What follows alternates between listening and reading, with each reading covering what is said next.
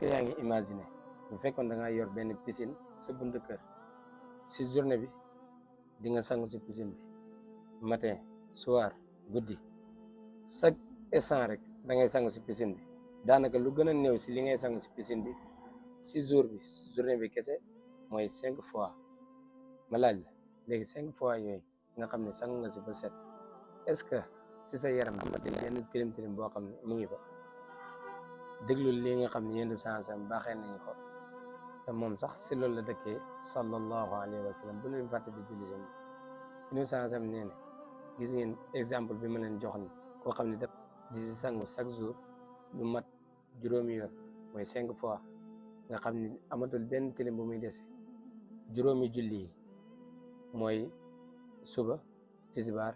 takusaan timis gee nee na soo ko dee julli di ko julli ni nga ko waree julli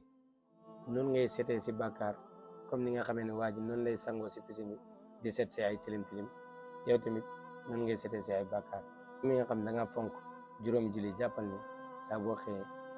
amatoo dara si ay bàkkaar yaa ngi mel ni kuy soog a judd parce que fonk bi nga fonk juróomi waxtu